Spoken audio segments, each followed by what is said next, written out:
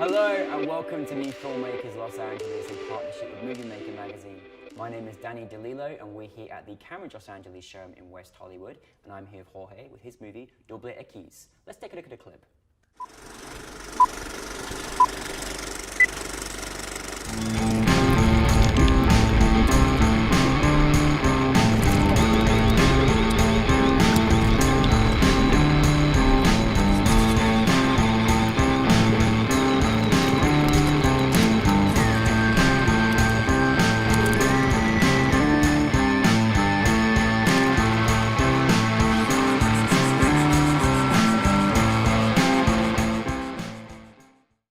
Your film was absolutely fantastic. I really enjoyed it. And for those that haven't had the pleasure of seeing it, tell us a brief synopsis.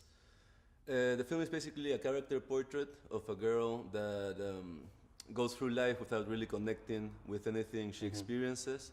And it's basically, I was trying to make like a mood piece about her. Plot-wise, there's not much to grasp, but I think what I was interested in was drawing a character through visuals and sound, and I think that's basically what my movie is. It was beautiful to watch. I found it captivating. As I said, it was like watching a moving painting, and you know, when you're making a film as well that has no dialogue, obviously, you know, but you're creating this. What is that like as you're a director and you wrote it? Like, what is that like when you're creating something that's little dialogue, obviously, and you're just kind of capturing moments visually? Well, this short film was different from others I've worked in because we didn't really have a set script. Like, there's a little dialogue in the film, but mostly it's improvised. What we had were a list of situations, and then we had a really relaxed filming time. So we could really focus on each detail of each scene, since there's so few frames in the film. We really tried to be careful about what we were showing, how we were framing it, and we had time to do that. So it was really collective, a collective experience of work, I think. I felt like my team really had the opportunity to contribute all they could, because it was so loose and improvisational while we were making it.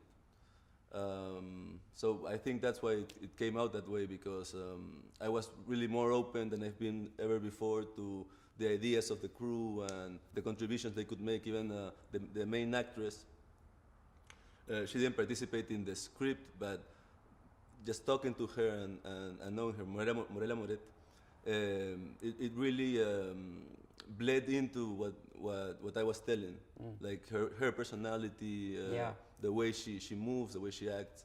I incorporated that to the story. So yeah, it was really a collective piece of work, I think. Well, we'll talk more about her because she was absolutely brilliant. But where did the inspiration come into making this script? Because I think whether you're looking at her story or even just your own story, and we all may feel disconnected at times to the world that we live in, so there's a lot to relate to in that. But where did the inspiration come for you in making this film? I wanted to make a story about the way I think people my age, maybe your age too, really perceive their own lives. Sometimes I feel like sometimes people, well, we all play roles all the time. But sometimes you don't even understand the role you're playing, and it's true. It's true. And I think because especially when you come from a privileged background and you don't have to worry about like just subsistence, you can feel really lost and really aimless, and that's the way I was feeling around the time I made it. Actually, I'm probably intellectualizing it after the fact, because it really was just like the main drive of the film was making it. Like I hadn't made a short film in a long time, and I wanted to direct again, and I had the opportunity to meet Morela, the actress, and we wanted to make a film together. So that was the main motive, just making a movie. But yeah, thinking about it, it's probably a bit autobiographical, even if it's in great part her story. Yeah, well, I think it's always great as a filmmaker when you can, take something that's personal to you and put it into context with somebody else. I think that's Yeah. very, very powerful. Now, what was fascinating to me is, aside from going through this, what I felt like was such a beautiful cinematic experience as you journey through these shots. Morella, you said has not been an actress, and this was that's phenomenal. I don't understand. I can't believe she that. hasn't had any formal training, but she was getting interested in acting. Well, she's my girlfriend. That helps. That's good. Yeah, keep it in the family. And we wanted to work together. And because I had the opportunity to access a camera, and I had her as an actress, we just made the film. Made a film. Yeah. That's amazing when you obviously wrote the story, directed it, obviously you have your girlfriend in it as well, you just went out there and did it. And then what's it like then to, fly over to Los Angeles with New Filmmakers LA and the Academy of Motion Picture Arts and Sciences, celebrating Latin cinema from here to Peru? What does that feel like? Last night was amazing. I didn't know what to expect really of the event. And then I got there, and it was this huge building and a lot of people. I didn't expect that big of an audience. So it was really moving for me to have a whole room of people watching my movie. It was in a festival in Lima, and had sort of the same, like a similar audience, but doing it here with people from all over the world. It was a really cool experience. I really enjoyed it, and yeah, I feel really grateful to be here.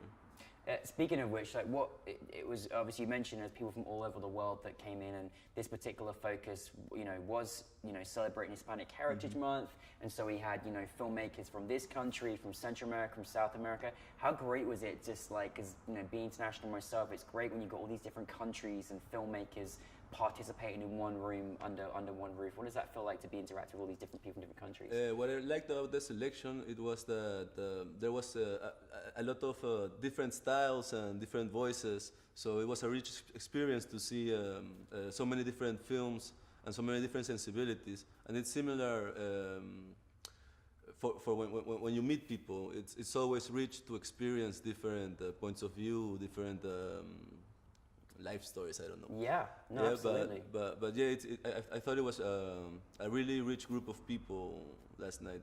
No, most definitely. I totally agree with you there. What was the biggest challenge in making the film for you?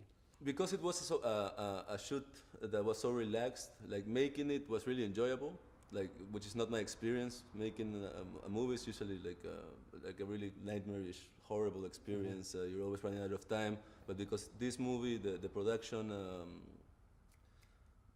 style was so relaxed that it was really enjoyable to film it. But the editing for me is always hard.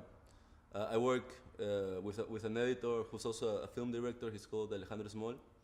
And I let him take the film because it's like the style is so like hermetic. There wasn't much to do in editing other than assembling it and then just fine-tuning it so that it could work. And that process for me is really hard, just because I think it's true of everybody, but you judge your own work really harshly. So yeah, for me the editing is always the hardest part, because you're left with what you filmed and there's no changing it. You just have the material you got, and that's it. And you had a bit more difficult of a situation. Well, it's more complex because you mixed in a bit of animation in there as well. So how was that in post to combine that, because that's a big job? That was a decision that came later, actually. Well, the animation sequence at the start, she's having an acid trip, and there's these lines coming out. What I had in mind was just the title would come up in her eyes, the double X. But then I was working with a post-production artist who's called Paulo Pereira, who's really talented. And he started proposing more visually daring stuff, and I think that really enriched the film in a way. I had a lot of good comments about the animation, and it came. It was a decision that came later. It's actually because the dolly shot, there wasn't enough extras, so it looked a bit like empty. So it was a way like also to cover up that mistake. Ah, the clever independent filmmaking Yes. tricks. I love it. I love it. That's But great. a lot of times, correcting something can actually mean to better it. No? Yeah, no, like definitely. Errors sometimes are the richest part of a film. That is a very important quote right there. That's really, really true. And it's really amazing when you discover things that, you know, you go into it pre-production one way and then you come out with a different film sometimes, and you've enhanced it in wonderful ways. I honestly, I can't tell you how much it means to us that, you know, you've come from Peru and you've come here and celebrate your film, and we've had a lot of people, filmmakers from Peru, so we love having you. We want to go to Lima and visit you, Yeah, if that's okay. You know, just make it happen. New Filmmakers Peru. But what's next? What is next for you? I recently finished making another short film, which like production-wise was the complete opposite. It's a samurai film. Oh wow! Yeah, like in the desert, it's like a sort of Western samurai pastiche in black and white. So it was a really that was a really difficult shoot because obviously we didn't have enough money, we didn't have enough time, we were away from civilization. So it was really a big contrast between making Double X and making this one, which is called Duelo a Muerte. It's Duel to the Death. Yes. I love your titles. They're always so they have so much depth to them. It's fantastic. Well, I can't wait to see that one as well. That's brilliant. We love your talent and your vision, and I really enjoyed your film. I encourage everyone to watch because it was a real great experience to watch. And you know, you're such a you know, intelligent filmmaker. So thank you very much for coming. Thank you for your film. Congratulations again, and we look forward to seeing much more of your work. Thank you for having me.